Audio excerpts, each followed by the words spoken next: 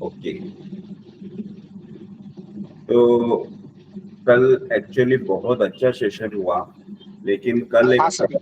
एक प्रॉब्लम हुआ कि मैं रिकॉर्डिंग ऑन करना भूल गया था, इसलिए कल का सेशन हमारा हमारा रिकॉर्ड नहीं हो पाया।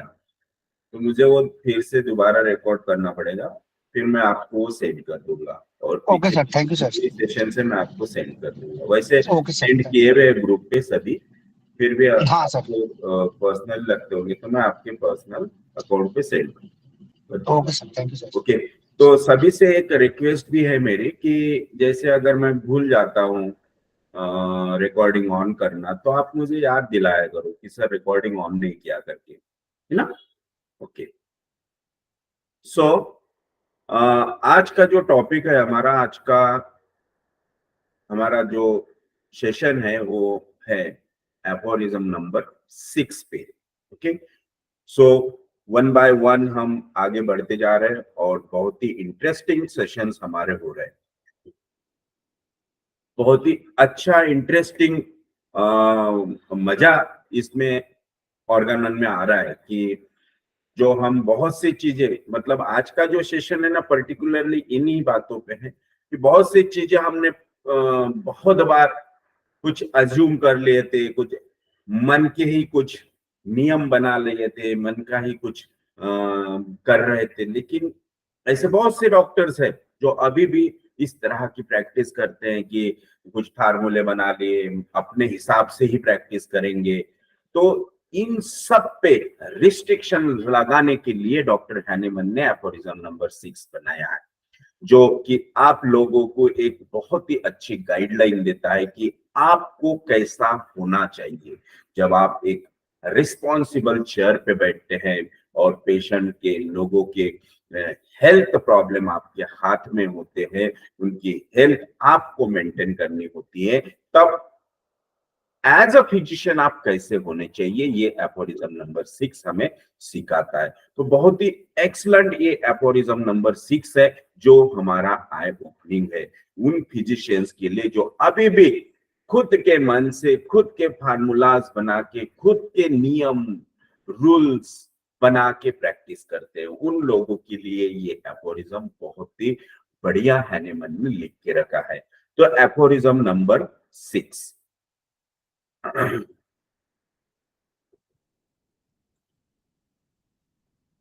यस, तो ये है एफोरिज्म नंबर 6।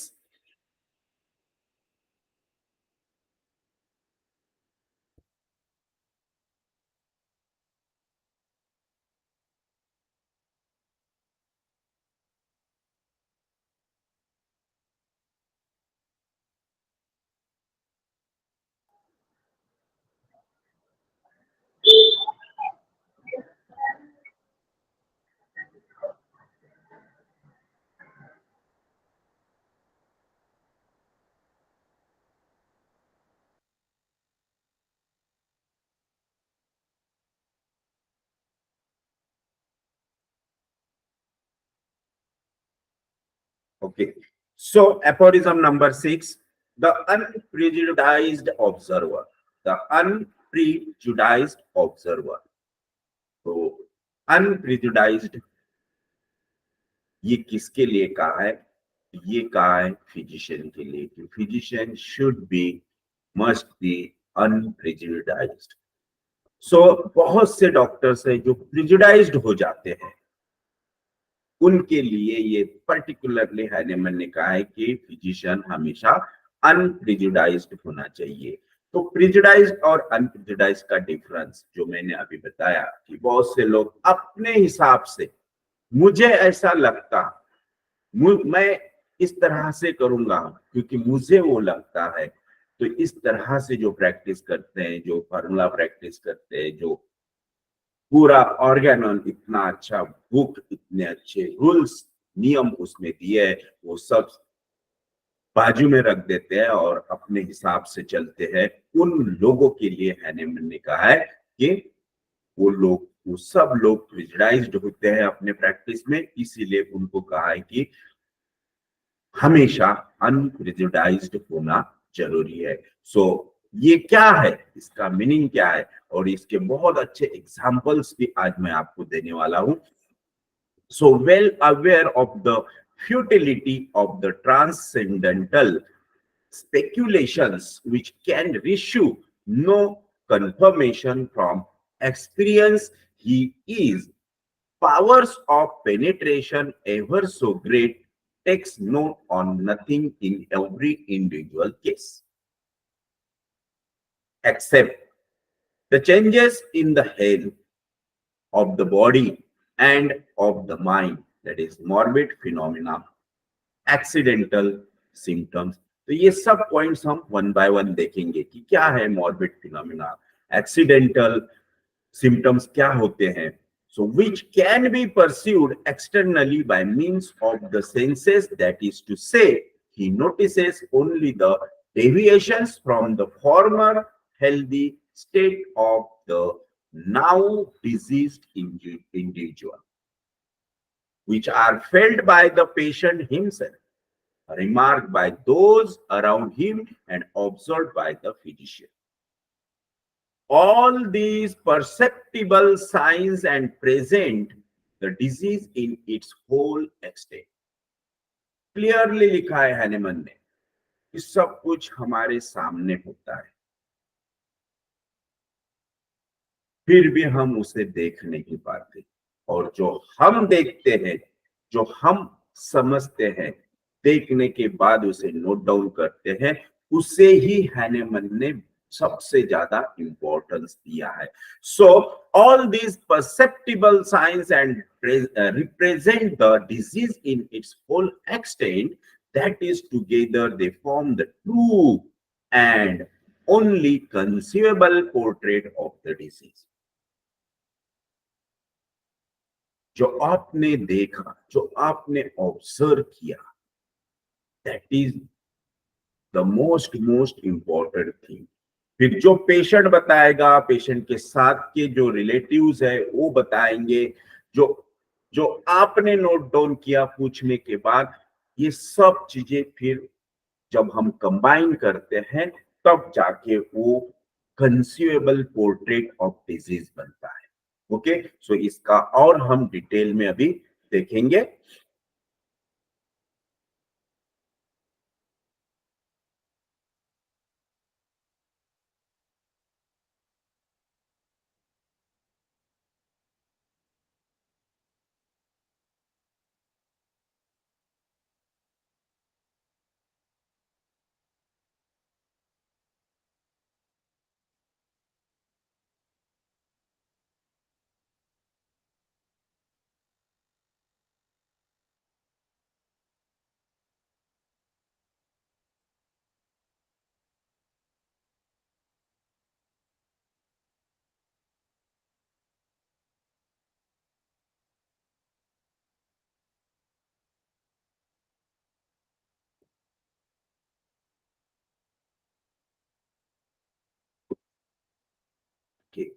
एट ए टाइम दोनों ये अच्छे नहीं दिख सकते. ओके, सो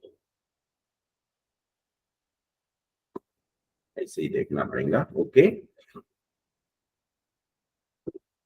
तो the meaning of this aphorism emphasizes the importance of an objective experience based approach to diagnosing diseases, focusing solely on observable symptom and patient reported experience. तो हम आगे यही सब पॉइंट देखने वाले हैं कि जो ऑब्जेक्टिव सिम्टम्स होते हैं, तो ऑब्जेक्टिव सिम्टम्स कौन से होते हैं, देन एक्सपीरियंस बेस्ड अप्रोच क्या होता है to diagnosing disease, then focusing solely on observable symptoms and patient reported experiences. Patient क्या आपको रिपोर्ट करता है, कौन से सिम्टम रिपोर्ट करता है, कौन से सिम्टम्स वो आपको बताता है, जो उसने एक्सपीरियंस किए, ये सब किस तरह से हमें लेना है, किस तरह से हमें देखना है. फिर उसके बाद जो हमारा डायग्नोसिस बनेगा, diagnosis of disease, that means उसी चीज को हैनेमन ने कहा है portrait of disease. So objective observation. सबसे पहले हम देखेंगे ऑब्जेक्टिव और ऑब्जर्वेशन। जो हमारे सामने प्रेजेंट होता है, जो हमें दिखता है, that is the objective present observation. So unprejudiced observer, a physician should avoid relying on unverified theories. Clearly suggestion दिया है हैनीमैन ने कि अ फिजिशियन शुड अवॉइड, ये हमें स्ट्रिक्टली अवॉइड करना है। जो कुछ पेशेंट, बहुत से पेशेंट जो होते हैं लाइंग होते हैं, खुद कुछ भी जो नहीं है वो भी बता देंगे, या फिर बहुत से पेशेंट बिकॉज ऑफ एंजाइटी कुछ ऐसे सिम्टम्स बताते हैं, मेन सिम्टम जो होते हैं वो बाजू में रह जाते हैं और कुछ ऐसा प्रेजेंट कर देते हैं हमारे सामने जो हमारे लिए कुछ भी इम्पोर्टेंट नहीं होता है। तो ऐसे सिम्टम पे कभी भी रिलाई नहीं करना। आपको क्या दिख रहा है, आपके सामने क्या प्रेजेंट है, इसको हैनीमैन ने यहाँ इंपॉर्टेंस दिया है, उसी को कहा है ऑब्जेक्टिव ऑब्जर्वेशन। सो जो अनप्रेजुडाइज्ड ऑब्जर्वर होता है वो कभी इन सिम्टम्स को इंपॉर्टेंस नहीं देगा। सो इसीलिए हैनीमैन ने कहा है a physician should avoid relying on unverified theories और personal biases and should focus on what can be directly observed and experienced. बहुत ही अच्छा सजेशन हैनीमैन ने फिजिशियन को दिया है कि आपको क्या दिख रहा है, आप क्या ऑब्जर्व कर रहे हैं, उसे नोट डाउन कीजिए। yes.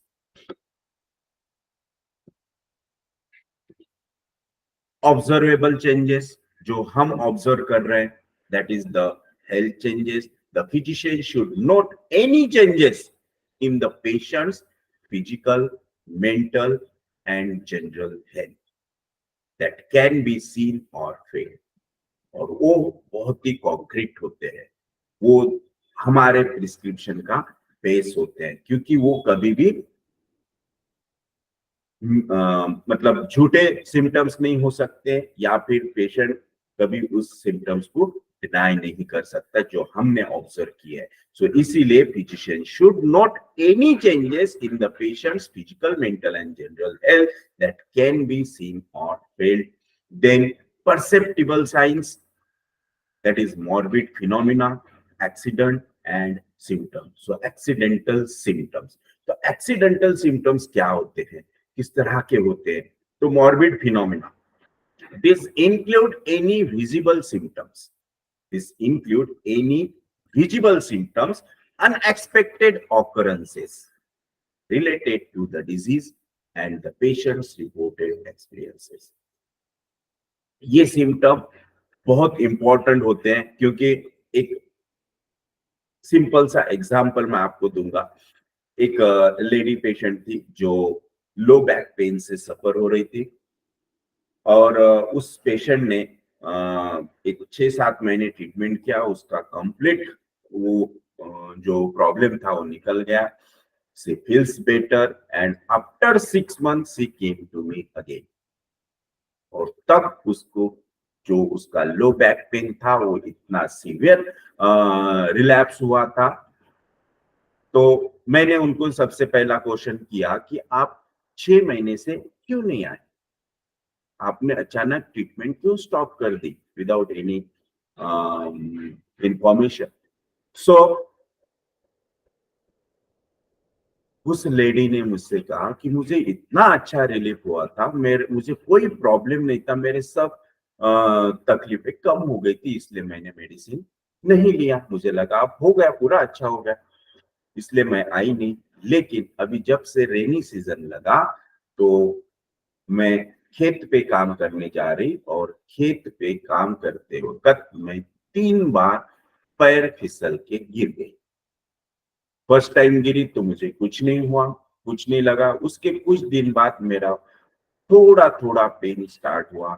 Again next time again मैं पैर फिसल के गिर गई, तो उसके बाद मुझे और प्रॉब्लम बढ़ गया, पेन और बढ़ गया, और अभी जब थर्ड टाइम में because of the his pet animal उसकी वजह से गिरी, तो उसके बाद मेरा पेन सीवियर हो गया। These are the accidental symptoms, morbid phenomena.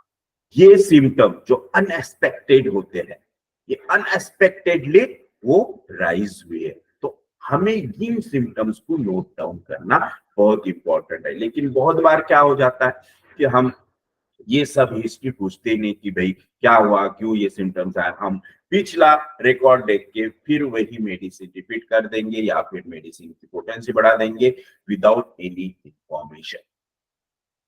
और उस पेशेंट को बहुत बार ऐसा होता है कि फिर वो मेडिसिन से रिलीफ नहीं होता है। तो हर बार जो भी पेशेंट न्यू लेके आता है तो सबसे पहले उसकी हिस्ट्री पूछो कि क्या हुआ था। ये इंपॉर्टेंट फैक्टर है, इसलिए हैनीमैन ने इसे इस एपोरिज्म में कहा है कि आपको ऑलवेज, हर पेशेंट के लिए हमेशा आपके आईज ओपन ही रखना है, आपके कान ओपन ही रखना है, हर बार आपको ये एफर्ट्स लेना जरूरी है। इसीलिए कहा है कि these are the visible symptoms, unexpected occurrences related to the disease and the patient's reported experiences. Yes. So next is patient and other reports. Patient and others report. Patient जो हमें रिपोर्टिंग कर रहा है, मतलब पेशेंट जो symptoms हमें बता रहा है कि उसे क्या क्या होता है, वो क्या क्या फील करता है, उसके साथ साथ जो होते हैं हमें उनसे भी हिस्ट्री पेशेंट की पूछनी चाहिए। वो क्रॉस एग्जामिनेशन हमें करना चाहिए कि पेशेंट ने जो बताया वो सही है कि गलत है। पेशेंट के रिलेटिव्स के जो रिलेटिव्स आए हैं उनको भी पूछ के हमें वो रिलेट करना है कि इसने क्या सही बताया और क्या गलत बताया। उनका ऑब्जर्वेशन पेशेंट के लिए क्या है वो भी हमें देखना जरूरी होता है, नोट डाउन करना जरूरी होता है। बहुत बार कभी हम पूरी हिस्ट्री लेते हैं और उसमें से कुछ नहीं मिलता है, और पेशेंट के साथ जो होते हैं अटेंडेंट उनसे बहुत ही प्रॉपर हिस्ट्री मिल जाती है। इसीलिए ये कभी भी भूलना नहीं कि पेशेंट के साथ कोई भी आया हो, 1-2 मिनट उसको दो, जो भी उसे पता है आप नोट डाउन करो। So patient's feeling, first patient feeling, the physician should consider what the patient's reports, feeling और एक्सपीरियंसिंग। तो पहले पेशेंट के पूरे सिम्टम पूछ लो, पेशेंट का पूरा डाटा आप लिख लो, जो पेशेंट को लगता है, पेशेंट फील कर रहा है, पेशेंट एक्सपीरियंसिंग कर रहा है, उसे क्या क्या होता है, कैसे होता है, कब होता है, सब चीजें, सब symptom. Then remarks from the other, then आपको जो उनके अटेंडेंस है या फिर उनके साथ आए हुए वो रिलेटिव्स हो सकते हैं, फ्रेंड्स हो सकते हैं, नेबरर्स हो सकते हैं, कोई भी हो सकता है, तो आपको ये उनसे भी पेशेंट के बारे में पूछना है। So observations made by family members, friends, caregivers can also provide valuable insights, valuable information. So physicians, after that physicians observation, तो ये सब लेने के बाद जो आपने ऑब्जर्व किया फिर आपको वो नोट डाउन करना है कि आपने पेशेंट में क्या ऑब्जर्व किया, वो किस तरह से आपके सामने प्रेजेंट हुआ है, ये सब चीजें आपको डिटेल में लिखना है। The physicians own observations during examination are crucial. और ये सब पॉइंट हैनीमैन इस एपोरिज्म में क्यों बता रहे हैं, क्योंकि हमें प्रिजुडाइज्ड नहीं होना है। अरे यार मुझे लग रहा है ये पेशेंट वो मेडिसिन का है, अरे यार मुझे लग रहा है कि इस पेशेंट की वो मेडिसिन है। No, never. आपको हर चीज, हर सिम्टम खुद के आईज एंड ईयर से कंफर्म करने के बाद ही उसे प्रिस्क्रिप्शन के लिए यूज करना है। Okay, then comprehensive disease portrait. ये सब जब डाटा हमें मिलता है, ये सब जो हमारे पास कलेक्ट हो जाता है, उसके बाद हमें एक डिजीज का पोर्ट्रेट बनाना होता है। फिर पेशेंट ने जो चीफ सिम्टम्स दिए हैं पेशेंट ने, जो हमें उसके एक्सपीरियंस के हिसाब से जो सिम्टम्स दिए उसकी एक लिस्ट बनाओ, उसमें क्या इम्पोर्टेंट है, सबसे ज्यादा प्रोमिनेंट क्या है उसको देखो, उसके बाद उसके रिलेटिव्स, उसके जो साथ में आए उनसे क्या मिला है, देन आपने क्या ऑब्जर्व किया है, ये सब चीजें जब हम मिलाएंगे, कलेक्ट करने एक जगह करेंगे, तब हमारा एक पोर्ट्रेट उस डिजीज का तैयार हो जाएगा कि this patient is suffering from this disease, and these are the symptoms of that disease. These are the complete picture of that disease. So comprehensive disease portrait, true and only consumable portrait, true and only consumable portrait, the complete set of symptoms and signs form a comprehensive picture of the disease. इससे मैं कुछ दो चार examples आपको दूंगा कि हमें अलग अलग डिजीज में किस टाइप से पोर्ट्रेट ऑफ डिजीज बनाना है, क्योंकि हैनेमन ने इस एफोरिज्म में हमें यही एक सजेशन दिया है कि सबके बाद लास्ट में आपको एक पोर्ट्रेट ऑफ डिजीज बनाना है, जिसके बेस पे आप उसे प्रिस्क्राइब कर सकेंगे। So example number 1, the case of common cold.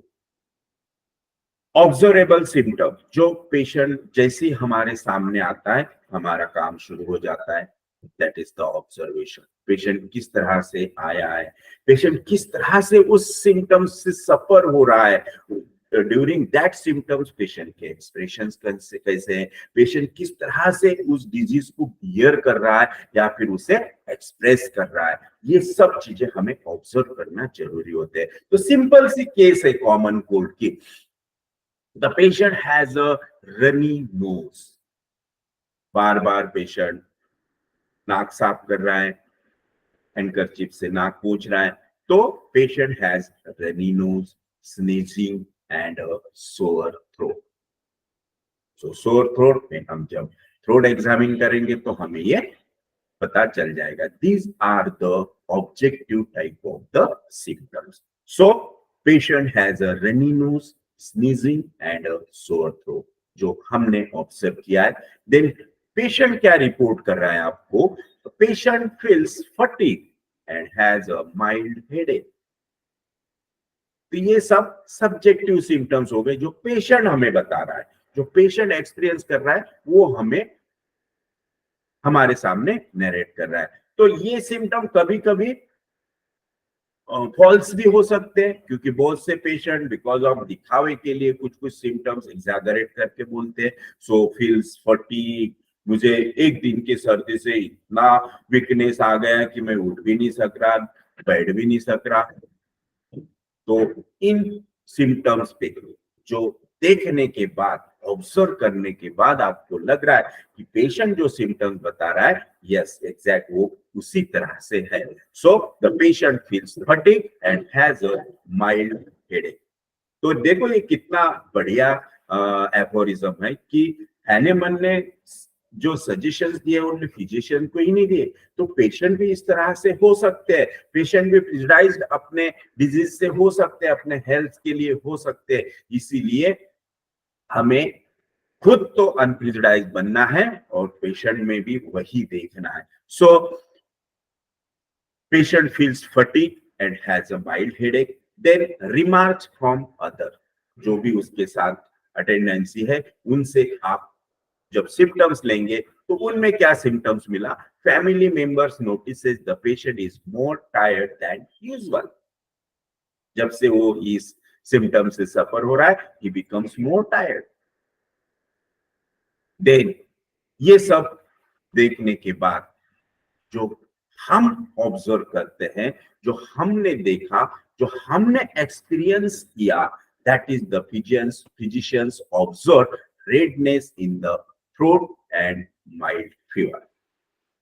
तो ये सब सिम्टम्स आपके पास आ गए। अब हैनेमन बताते हैं कि आपको एक पोर्ट्रेट तैयार करना है, क्योंकि आपके पास बहुत से सिम्टम्स आ गए, बहुत सा डाटा आपके पास आ गया, बट अब आपको एक वो पूरे सिम्टम्स एक जगह लेना है, एक जगह लिखना है, फिर आपको सोचना है कि अब ये सिम्टम्स इसमें से कौन से सिम्टम्स हमारे प्रिस्क्रिप्शन के लिए यूजेबल है. So the physician uses all these observation to prescribe a common course without relying on any speculative theories. अब ये speculative theories हैनीमन ने क्यों लिखा है? बिकॉज जब भी कोई पेशेंट आता है तो हम मतलब जो हमें बहुत सारे होम्योपैथिक फिजिशियन क्या करते हैं, अरे अभी रेनी सीजन चल रहा है क्या, दो सर्दी है क्या, कोल्ड है क्या, रेस्टॉक्स दे दो, एलियम सेपा दे दो, आर्सेनिक दे दो. नो. तो हैनीमन ने कहा है ईच एंड एवरी केस आपको साइंटिफिकली ही जाना है, आपको कभी भी प्रेजुडाइज नहीं होना है. कि इसीलिए जब सब सिम्टम्स मिल जाते हैं तब आपको वो ट्रायंगल कंप्लीट करना है जो आपने ऑब्जर्व किया, जो पेशेंट ने आपको बताया और जो पेशेंट के साथ थे उन्होंने आपको बताया. That makes a complete portrait of the disease. Okay, yes. And second example, depression case. अब ये अलग अलग डिजीज के मैंने यहाँ एग्जांपल्स लिए कि अलग अलग डिजीज में क्या क्या सिम्टम्स हो सकते हैं, पेशेंट किस तरह से आपको सिम्टम्स बताएगा और आपको किस तरह से उसका पोर्ट्रेट बनाना है. Okay, so depression, the observable symptoms are the patient. जब डिप्रेशन का पेशेंट होता है तो आपको क्या ऑब्जर्वेशन में मिल सकता है, आप किस तरह से इस पेशेंट को ऑब्जर्व करेंगे. The patient appears withdrawn and has lost interest in daily core activity. जब आपको उसे देख रहे हैं तो आपको पता चला कि अरे ही बिकम्स वेरी मच विथड्रॉल, उसने सब कुछ छोड़ दिया, अब उसका किसी चीज में मन नहीं लगता, हर चीज से उसने खुद को विड्रॉ कर लिया. नहीं मुझे नहीं करना, नहीं मुझे नहीं जीना है, नहीं मुझे इसका कोई लेना देना नहीं, like this. So this is the observable point. So patients report, patient क्या रिपोर्ट कर रहा है, the patient reports feeling of sadness, hopelessness and difficulty sleeping. ये पेशेंट ने रिपोर्ट्स किया. देन जो रिमार्क्स फ्रॉम अदर्स, जो दूसरों से जो रिमार्क्स मिले, that is the friend notices the patient has become socially isolated. अभी ये हमारे से भी मिलता नहीं, अभी कहीं दोस्तों में नहीं बैठता, कहीं प्रोग्राम में नहीं जाता, किसी से मिलता नहीं. That means socially isolated, become indifferent, having lack of interest in any activity. तो इस टाइप के सिम्टम्स, इस टाइप की टोटलिटी आपके पास जब आ जाती है तब आपको उसमें ऐड करना होता है कि आपने क्या ऑब्जर्व किया. The physician notes the patient's low energy and lack of eye contact. This is totally different. और बोलते हैं ना कि सत्य हमेशा बहुत ही खूबसूरत होता है या फिर सत्य हमेशा बहुत ही अलग होता है. पेशेंट, पेशेंट के रिलेटिव्स जो डाटा देंगे उससे भी इंपॉर्टेंट, उससे भी बहुत ही अच्छा जो सिम्टम्स होंगे वो होंगे आपके ऑब्जर्वेशन के. इसीलिए हैनीमन ने कहा है कि प्रिजुडाइज नहीं होना है हर पेशेंट के लिए या फिर कोई भी डिजीज के लिए प्रिजुडाइज नहीं होना है. First go through the aphorism number 6, किस तरह से आपको एनालाइज करना है केस को. सो फिजिशियंस ऑब्जर्वेशन देखो कितने बढ़िया यहाँ पे आए कि patients low energy and lack of eye contact. Patient eye contact नहीं कर रहा है and having low energy. So this makes the complete comprehensive portrait of the disease. So all these signs and symptoms together help the physician prescribe for depression constitution. Yes. Then, yes. तर माझं question आहे की depression हे कोणत्या म्हणजे कोणत्या लेवलला आहे. Yes, depression हे कोणत्या लेवलला आहे? आणि म्हणजे आता आपण डिप्रेशन घेतलं तर तुम्ही जे सांगताय लॅक ऑफ कॉन्फिडन्स आणि म्हणजे लॅक ऑफ आय कॉन्टॅक्ट आणि ते म्हणजे तो आपल्या म्हणजे इनडिफरन्स झाला, तर हे तर डिसीज सिम्पटम झाले ना आपले. ऍक्च्युली हे जे क्वेश्चन आहेत हे या आजच्या अफोरिझमचे नाही आहेत, तरी पण मी तुम्हाला सांगतो की डिप्रेशन जे आहे ते 5th आणि 6th लेवलला येते. Mostly 5th level endocrine. आणि अशा केसेस मध्ये खूप चांगल्या गाईडलाईन्स हॅनेमनने आपल्याला दिल्या की अशा केसेस डिप्रेशनच्या कशा सॉल्व्ह करायचं. तिच्यातला एक सिंपलचा शॉर्ट बट स्वीट पार्ट मी इथे घेतलेला आहे. आणि याही पेक्षा डिटेल आपण पुढे केस टेकिंग मध्ये ते शिकणार आहोत. आणि बराचसा मॅटर आपलं जे आपण कॉन्फ्लिक्ट घेतले त्यामध्ये झालेलं आहे. तरी पण पुढे अजून मी याच्यावर डिटेल तुम्हाला सांगेन. ओके, तो आधी आपण हे आजचं सेशन कंप्लीट करूया. ओके सर, पण माझा असं क्वेश्चन होता की आपण जसं हेनेमन म्हणताय का तुम्ही म्हणता 5th आणि 6th लेअरचं हे आहे म्हणजे सिफिलिटिक केस झाली ना ते. Depression it is not only syphilitic, it may be psychotic because of some unavoidable circumstances. खूप सारे पेशंट डिप्रेशन मध्ये जातात. जसं काल मी एक एक्झाम्पल तुम्हाला दिलं होतं की एक स्टुडंट ज्याला खूप मतलब फर्स्टच आलो पाहिजे किंवा खूप हाय स्कोरिंग त्यांनी केली पाहिजे आणि ते नाही झालं तर तो डिप्रेशन मध्ये जातो. तर दिस इज सोरिक डिप्रेशन है ना. तर डिप्रेशन हे ऑलवेज सिफिलिटिक असते असं नाही. जे पेशंट खूप डिप्रेस होतात आणि टोटली इनडिफरंट होतात लाईफ पासनं, दॅट इज द सिफिलिटी. येस. अशा केस टेकिंगच्या वेळेस आपण सोरिक सिम्पटम घ्यायचे का सिम्पलिटिक नो पण घ्यायचे? No no no. काल आपण बघितलं की fundamental causation of the disease जे क्रॉनिक डिसीज असतात, पर्टिक्युलरली क्रॉनिक डिसीज, अशा कंडिशन मध्ये आपल्याला अकॉर्डिंग टू मायाझम सिम्पटम्स घ्यायचे आहेत. ओके, देन जे कालची केस होती डिप्रेशनची, student that is the temporary, that is the psoric condition.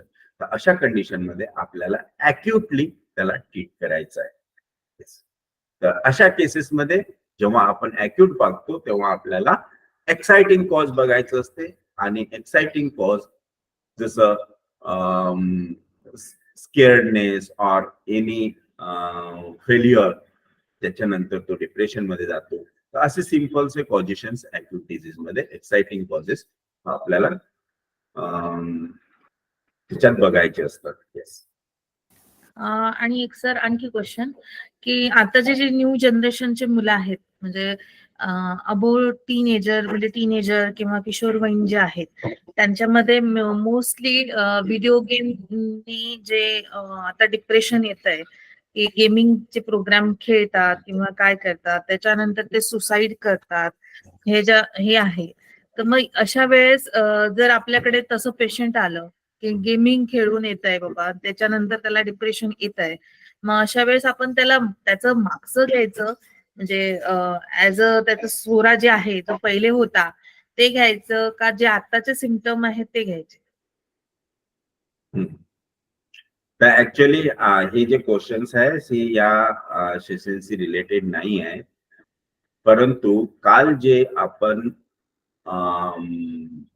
Chronic disease मध्ये जी केस टेकिंगचा एक सिंपलसा पार्ट आपण कालच्या सेशन मध्ये घेतलाय, त्यामध्ये सांगितलंय की आपल्याला ॲनिमलनी कसे सजेशन्स दिले की जेव्हा पेशंट ट्रीट करतो तर नुसतं मेडिसिन देऊन पेशंट ट्रीट नसतो होत. तर खूप साऱ्या गोष्टी असतात ज्या जसं diet and regiment, their lifestyle, या सगळ्या गोष्टींना इम्पॉर्टंट हॅनिमनने दिलेला आहे की नुसतं मेडिसिन देऊन तुम्ही पेशंट ट्रीट नाही करू शकत. कारण मेंटेनिंग कॉज जर तिथे आहे आणि ते जर दूर नाही झालं तर पेशंटचा तो प्रॉब्लेम नेहमी रिलॅप्स होऊ शकतो. म्हणून तुम्हाला मेडिसिनच्या सोबत पेशंटला काउन्सिलिंग सुद्धा करावी लागेल आणि काउन्सिलिंग करण्याकरिता तुम्हाला त्या सर्व गोष्टी जसं ऍफोरिझम नंबर 5 या सर्व गोष्टी माहिती असायला पाहिजे. तेव्हा तुम्ही कम्प्लीट पेशंटला क्युअर देऊ शकाल, त्याची जे हेल्थ आहे ती मेंटेन करू शकाल. Okay, yes Poonam. ओके, आगे बढ़े. हो sir, thank you sir.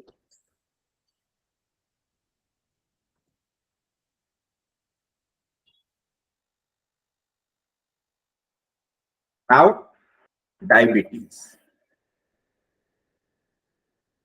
This is the most common disease, है ना. बहुत सारे पेशेंट्स डेली ओपीडी में आप देखो 2-4 पेशेंट तो डायबिटीज के आएंगे. सो डायबिटीज, जब डायबिटीज का पेशेंट आता है तो हमें किस तरह से उसमें देखना है. Observable patients, observable symptoms. The patient has frequent urination, unexplained weight loss, and low healing sores. That means the ulcerative wounds. These are the observable symptoms जो पेशेंट ने नहीं बताया तो भी आप इसे लिख सकते हैं. तो make a note first. Make a note on observable symptoms. Then patient's report.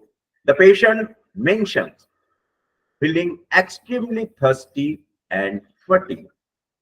This is the patient symptom, patient experience, and remark from others. Family members observe the patient's increased irritability. ये जो relatives है, friends है, इनसे जो symptoms मिलेंगे इस तरह के ही सिम्टम्स हमें मिलेंगे कि भाई उन्होंने उसमें क्या देखा. सो दे ऑब्जर्व इंक्रीज इरिटेबिलिटी. जब से डिजीज हुआ है, जब से शुगर हो गई, इनकी चिड़चिड़ बहुत हो रही, चिड़चिड़ बहुत बढ़ गई. Then physician's observation. The physician major high blood sugar, high blood glucose, and checks for other signs like blurred vision. So these are the complications of diabetes. तो ये जो सिम्टम्स है, these are the observation. तो ये simple सा, ये जो example मैं आपको दे रहा हूं, दिस इज द गाइडलाइन जो हैनेमन ने हमें दी है कि हमें अकॉर्डिंग टू एफोरिज्म नंबर 6 हमें पेशेंट में क्या करना है, किस तरह से पेशेंट को ट्रीट करना है.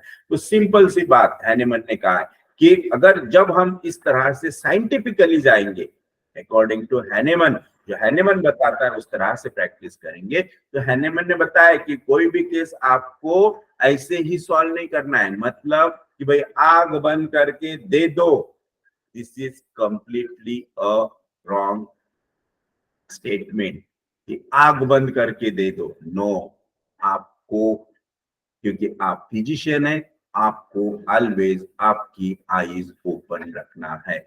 और ये ओपन तभी हो सकती जब आप जो हैनेमन्स के गाइडलाइंस है वो फॉलो करेंगे. तो जो पेशेंट सिम्टम देता है, ये हैबिट होनी चाहिए हमें. इसलिए मैंने इतने सारे एग्जांपल्स यहाँ दिए कि किस तरह से हमें हर केस में जाना है, पेशेंट से क्या लेना है, हमें क्या ऑब्जर्व करना है, देन हमें नोट डाउन क्या करना है.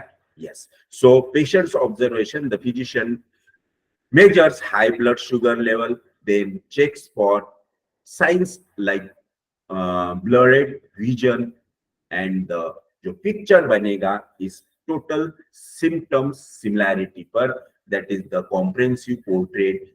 Combining these observation, the physician diagnosed diabetes complication and constitution. तो हमें ट्रीट करना है इस पेशेंट को, इस पोर्ट्रेट को, जो एक कॉम्प्लिकेटेड डायबिटिक केस है एंड एक कॉन्स्टिट्यूशन जो हमें डील करना है, उसे ट्रीट करना है, वो एक बहुत ही कॉम्प्लिकेटेड कॉन्स्टिट्यूशन है. फिर जब कॉन्स्टिट्यूशन की बात आती है तब हमारा केस टेकिंग का पार्ट शुरू हो जाता है. फिर हमें उसके हेड टू फिट सब सिम्टम्स लेना है, क्योंकि कल हमने देखा कि फिजिकल में आपको क्या क्या सिम्टम्स लेना है, जनरल्स में आपको क्या क्या सिम्टम्स लेना है, देना है तो मेंटल्स लेना है। जब हम तीनों भी ये उसके कॉन्स्टिट्यूशंस के सिम्टम्स लेंगे तब जाके उसका एक कॉन्स्टिट्यूशनल रेमेडी बनेगा। Okay, yes. Then example 4, last example, allergic reaction. देखो आजकल एलर्जी के पेशेंट इतने सारे मिलते हैं, इसीलिए मैंने ये एग्जांपल यहाँ डाला है। तो बहुत से पेशेंट्स होते हैं जो बहुत अलग अलग टाइप की एलर्जीज लेके आते हैं। कल मेरे पास एक पेशेंट आया जिसको एक बहुत ही टिपिकल एलर्जी थी, बहुत ही टिपिकल। और वो एलर्जी थी, जब भी वो कहीं आउटसाइड खाना खाता है, मतलब होटलिंग करता है, होटल में जाता है, तो पता नहीं बोले खाना खा के आने के बाद मुझे सडन ईचिंग स्टार्ट हो जाती है ऑल ओवर द बॉडी। अब ये ईचिंग, वही सेम फूड अगर मैंने घर में बना के खाया तो मुझे नहीं होगा, लेकिन मैं किसी भी होटल में जाने दो, मुझे वहां का खाना खाने के बाद वो ईचिंग स्टार्ट हो जाती है। एक ये पेशेंट और एक दूसरा पेशेंट मैंने देखा, वो लेडी थी, उसे भी होल बॉडी पे आर्टिकेरियल इचिंग थी। और वो लेडी ने कंप्लेंट किया कि सी इज वेजिटेरियन, और उसके घर पे जब भी नॉन वेज आता है उसे इचिंग स्टार्ट हो जाती है। वो खाती नहीं, वो बनाती भी नहीं, वो उसके तरफ देखती भी नहीं, लेकिन खाली पता चल गया कि भाई घर में नॉनवेज लाया, उसको इचिंग स्टार्ट। ये क्या एलर्जी हुई? ये कौन से टाइप की एलर्जी हुई? तो इसके पीछे रीजन है कि ये ऐसा क्यों होता है। तो दो पेशेंट मैंने आपको यहां बताया। फर्स्ट, जो होटल में खाना खाता है, आउटसाइड फूड लेता है, घर पे आता है, ईचिंग स्टार्ट। अदर टाइप का एग्जांपल, घर में नॉनवेज लाया, ये पता भी चल गया तो उसको ईचिंग स्टार्ट। ना वो खा रही, ना वो बना रही, ना वो देख रही, खाली सुन भी लिया तो उसे ईचिंग स्टार्ट। तो क्या रीजन हो सकते दोनों के बीच में, दोनों के पीछे? तो एक एक केस हम देखेंगे। फर्स्ट केस, जब भी वो बाहर खाना खाता है, he is a completely discontented person, completely discontented person. और जो डिसकंटेंटेड पर्सन होते हैं, आप सोच सकते हैं कि उनका बिहेवियर कैसा होगा। वो हर चीज के लिए डिसकंटेंट, मतलब हर चीज में उनको जो अल्टीगेरिया का कॉन्फ्लिक्ट है, दैट इज द एंगर, मतलब उन्हें हर चीज में उसको गुस्सा आता होगा। कहीं गया, उसके मन के मुताबिक अगर वेटर नहीं है, पानी नहीं है, वहां पे हाइजीन नहीं है, वहां का फूड उसे टेस्टी नहीं लगा, तो हर बार उसे वो सब चीजें गुस्सा दिलाती है। और जैसे ही गुस्सा आएगा उसका इचिंग स्टार्ट, क्योंकि इचिंग, इरप्शन और अर्टिकेरिया का जो कॉन्फ्लिक्ट है वो है एंगर। तो देखो डिजीज क्या है, एलर्जी कैसे हो रही, किसे हो रही, और उसके पीछे कितना बढ़िया एक लॉजिक, एक साइंटिफिक अप्रोच है। That is the hidden part of the history taking, जो पेशेंट कभी नहीं बताएगा, लेकिन ये सब हमें पता होने चाहिए। That is the knowledge of physician. अब हमें यहाँ पे प्रिजुडाइज नहीं बनना है, अरे इचिंग हो रही क्या, फिर उसको इचिंग के हर टाइप के मेडिसिन ट्राई करो, नो। इसीलिए हैनीमैन ने कहा है, हैनीमैन ने इतना अच्छा अप्रोच, इतना अच्छा गाइडलाइन हमें दिया है कि हर केस में आपको सिस्टमेटिकली ही जाना है। और जो सेकंड केस है उसमें भी उसे जैसे ही पता चलता है घर में नॉनवेज लाया, उसे गुस्सा आ जाता है और उसका इरिटेबिलिटी बढ़ जाता है, then she suffer from the itching. Okay, so this is also allergic reaction. Observable symptoms are the patient has a rash and swelling on the skin. Patients reports the patient feels itchy and reports difficulty breathing. Remarks from others. Family members notice the patient's face is swelling up rapidly. These are the remarks from the others and physician's observation. The physician sees, views, and listen to wheezing sounds in the lungs. And after that, the comprehensive portrait of the disease is these observations together confirm and allergic reaction make note on complete constitution and risk factor. Okay, so the last of this aphorism, by focusing on observable and reported symptoms, a physician can form an accurate and reliable diagnosis, creating a true portrait of disease constitution based on tangible evidence. तो हमें जो constitution वहां तैयार करना है, portrait of disease उस constitution का तैयार करना है, ये टेंजिबल एविडेंस पे ही होगा. और दैट टेंजिबल एविडेंस मतलब जो आपने ऑब्जर्व किया, this is the main point of this evidence. Okay, so this is the aphorism number 6. Yes, तो मेरी सभी से एक रिक्वेस्ट रहेंगी कि आप लोगों को जो भी डाउट्स आते हैं, जो भी क्वेश्चंस होते हैं, क्योंकि जो भी पॉइंट्स आपको पता चलते हैं उस पे आपके क्वेश्चंस होंगे, कुछ आइडिया पट से माइंड में आ जाएगी कि अरे यार ये पॉइंट पे ये बहुत ही अच्छा पॉइंट आया और इस पे इससे रिलेटेड मेरे पास एक पेशेंट है, या फिर मेरे पास एक क्वेरी है जो मेरे माइंड में बहुत दिन से है और अच्छा पॉइंट आ गया तो मैं ये क्वेश्चन सर से पूछूं. तो क्या होता है एक्चुअली, आप उस पॉइंट को नोट डाउन करके रखिए और जैसे ही हम सेशन खत्म होता है तो लास्ट में हम क्वेश्चन आंसर रखते हैं. तो बीच में अगर आप पूछते हैं तो एक लिंक टूट जाती है, जो सीक्वेंस होता है, जो एक लिंक होती है ये पॉइंट में और वो पॉइंट में, दो पॉइंट के बीच में उसे जो ब्रिजिंग करता है वो होता है लिंक.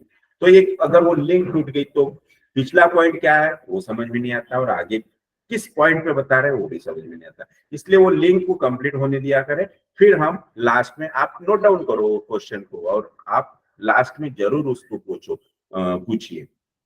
अगर आपका क्वेश्चन उससे रिलेटेड नहीं है या फिर आपका क्वेश्चन उसी टॉपिक पे है तो आप पूछ सकते हैं, या फिर उससे अलग है तो फिर आप बात कर सकते हैं. Yes yes doctor Praveen.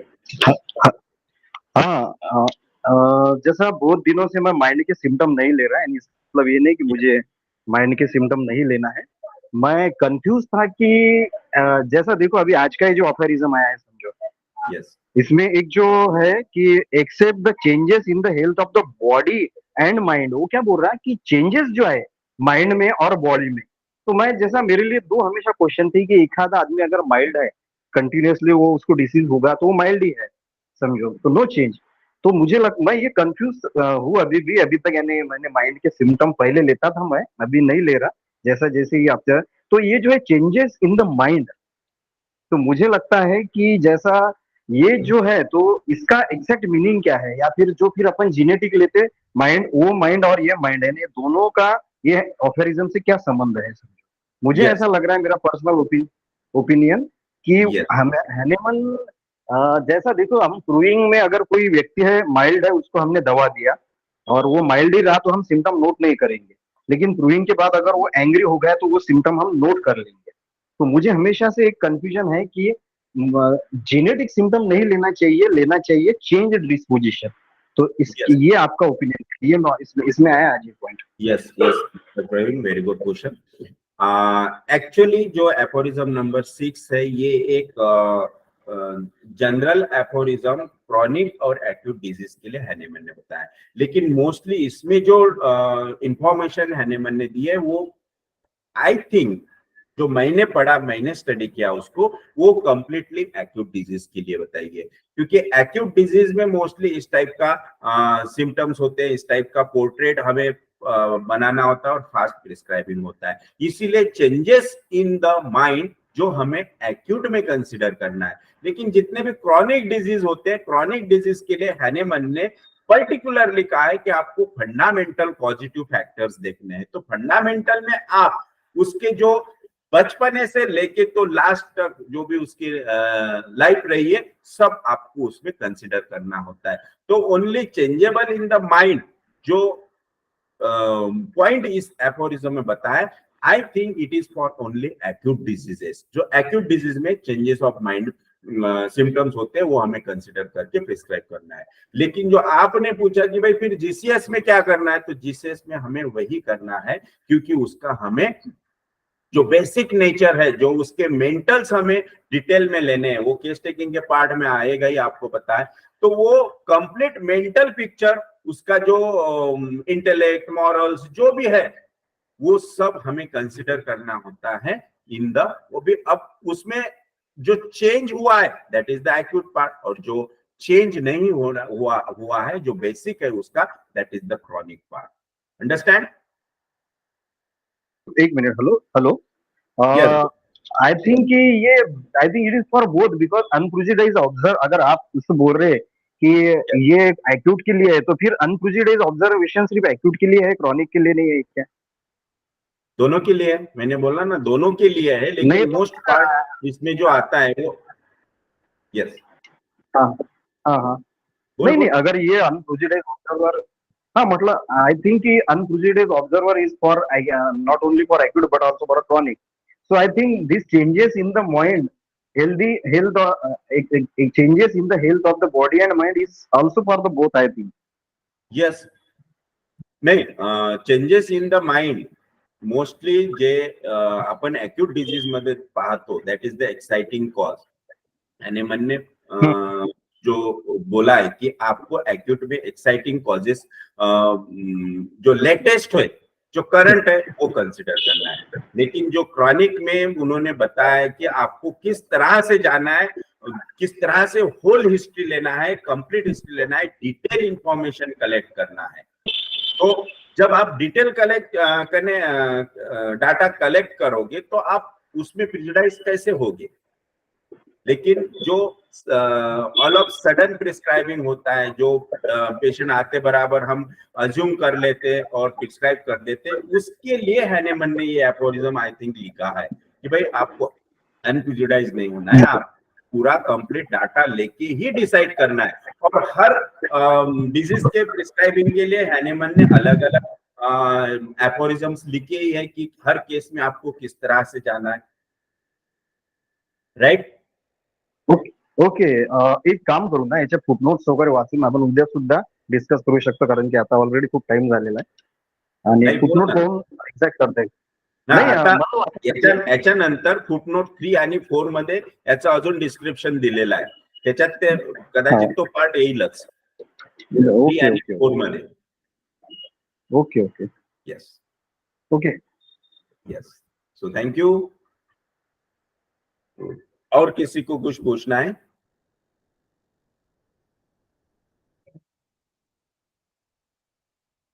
Yes sir, मी बोलू? अर्चना. बोल बोल बोल. येस, तर आता हे आपण तुम्ही जे हिंदी सांगितलं हिंदी हिंदी. या thank you so much. Okay, तर अभी हम जो भी डिस्कस कर रहे थे ना, तो इसमें कुछ साइकोलॉजी का पार्ट आता है क्या? क्योंकि कई बार ऐसा होता है कि एक आधी बार हमको समझो कि मुझे कहीं जाना है और मतलब अभी कैसा एग्जांपल दूं कि अभी कोई चीज हो जाती है और बार बार वही चीज हमारे सामने आने के बाद हमारे कुछ सिम्टम्स हमारे निकल आते हैं, तो एक बार हमारे माइंड में ऐसा आ जाता है कि भाई मैं ऐसा करती हूँ ना, इसलिए मुझे ऐसा होता है, और वो सब चीजें हमारी सबकॉन्शियस माइंड में चली जाती है। कि जैसे अभी आप बोला ना कि नॉनवेज लाया, तो वो जो लेडी है, तो उनको अंदर से ही वो चालू हो जाता है कि अभी नॉनवेज लाया है, तो उनके सबकॉन्शियस माइंड में जो भी गया है वो नॉनवेज के बारे में, जो भी उनके उसके बारे में जो भी उनके सोच होंगी, तो उसको पता चल जाता कभी मेरे इस पे ये सब आने वाला है, और अपने आप वो बॉडी वो वैसा रिस्पॉन्स करती है और वो ऐसे सिम्टम आ जाते हैं। बस मुझे लगता है, ये मेरा व्यू है। Yes, Maybe. That is the part of psychology. परंतु आपल्याला जे दिसत नाही ते घ्यायचंच नाहीये.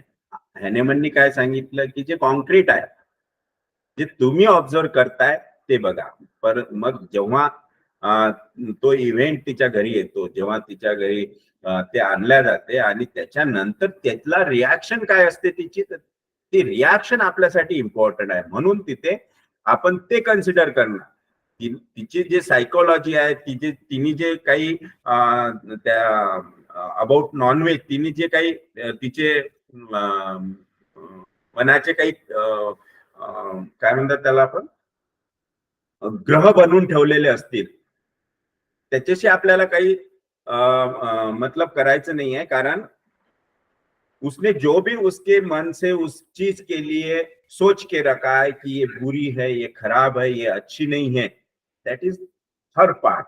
बट वो होने के बाद उसकी क्या रिएक्शन हो रही, that is the important point for prescription. म्हणून तिची रिएक्शन ऑलवेज काय असते, anger. That anger is important for us. और जो उसका कॉन्फ्लिक्ट है, पॉजिटिव फैक्टर है, that is also the anger. Yes. Okay, thank you sir, thank you सो आणि मच. हा क्वेश्चन सुद्धा आजच्या एफोरिझमचाच होता की इथे आपल्याला प्रिझ्युम नाही करायचं आहे की ती काय विचार करते, कि वो क्या सोचती है नॉनवेज के बारे में, उसने क्या अपने कंसेप्ट बना के रखे हैं नॉनवेज के बारे में. वो सब मतलब वो कॉन्क्रीट नहीं है ना. वो कुछ भी सोच सकती है, वो कुछ भी उसने मन में बैठा के रखा होगा, वो चीज इंपॉर्टेंट नहीं है, उसकी रिएक्शन इंपॉर्टेंट है. Okay, yes sir, thank you so much sir. Sir that पहिली is the slide objective symptoms. आपल्याला सब्जेक्टिव्ह सिम्पटम्स बघायचेच नाही, आपल्याला ऑब्जेक्टिव्ह सिम्पटम्स बघायचे. येस पूनम. सर पहिली स्लाइड दाखवता का? मी लेट जॉईन झाली ना, फर्स्ट वाली. One.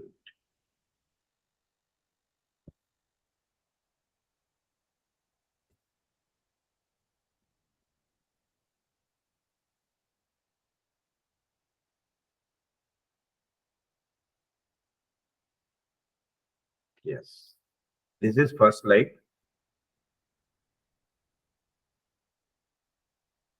This is second, third, fourth, fifth, sixth. Sir एक मिनिट, फर्स्ट मला फोटो काढू दे. First, आणि second. second. Okay, thank you sir. Okay, welcome. Yes, so thank you very much. So bye bye. See you at Monday. Okay. Yes. Thank you.